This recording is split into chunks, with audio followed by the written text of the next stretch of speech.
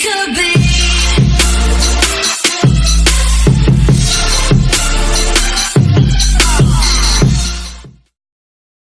The National Concert Hall held its second chamber music gathering last Saturday. The hall's chief executive Simon Taylor describes the three-concert event as bringing together many of our finest young and established string players for a day-long celebration of chamber music and our native musical talent. Although the NCH is the actual promoter of the concerts, Taylor says it owes its inspiration and impetus to cellist Christopher Marwood and the wonderful program for young artists at the West Cork Chamber Music Festival. Like the festival's support for young players, the Chamber Music Gathering is also supported by the National String Quartet Foundation. Marwood was the cellist of the Vanbrugh String Quartet, and now, after the retirement of that group's leader, Gregory Ellis, is part of the Vanbrugh, the group that was formed last year by the quartet's three remaining members. The plan of the Chamber Music Gathering is very simple and entirely laudable.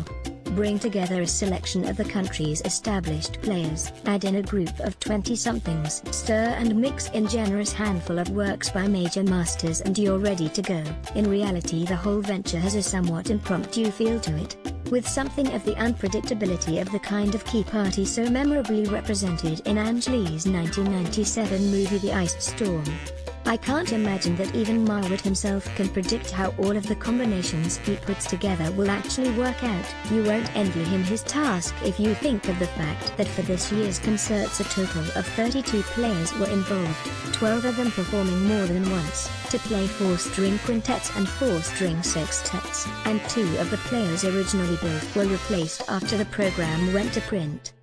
The concerts were spread over 3 venues, 2 at the NCH itself, the Kevin Barry Recital Room and the Studio, the third in nearby Newman University Church on St. Stephen's Green. It's fascinating to hear similarly scaled performances so close together in 3 such different spaces.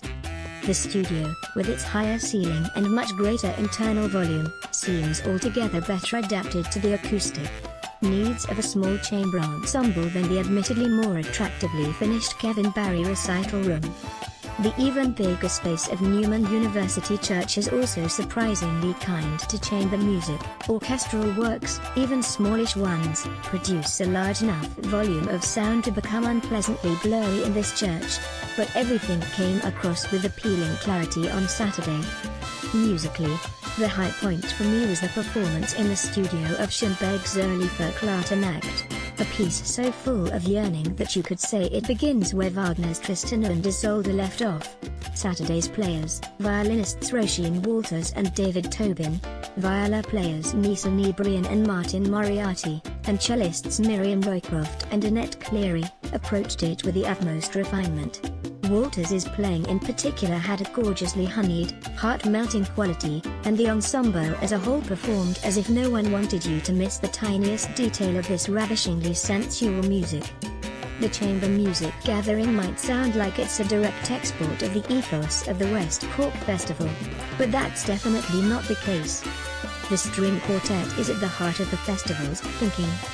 The Chamber Music Gathering has yet to program a single quartet, and the gathering ignores the wealth of chamber music that involves wind and keyboard instruments and the human voice, areas of repertoire that are always celebrated during the festival. The festival's Young Artists program embraces young composers as well as young performers. Every group that's involved gets to work with a composer and give the first performance of one of their works, and the festival has never eschewed the work of female composers, which the Chamber Music Gathering has now done for 2 years in a row. The West Cork Festival is always among the earliest to announce its program, and, to put just the matter of music by women into context, its 2018 offerings include pieces by Grażyna Bacevich, Hildegard von Bingen, Elizabeth Jacquet de Laguerre, Barbara Strozzi, Francesca Caccini, Elizabeth McConchie, Mira Auerbach, Deirdre Gribben, Sally Beamish, Sophia Gubaidulina, Louise Farranc, Rebecca Clark, as well as a program of female composers and classical heroines of the 17th century.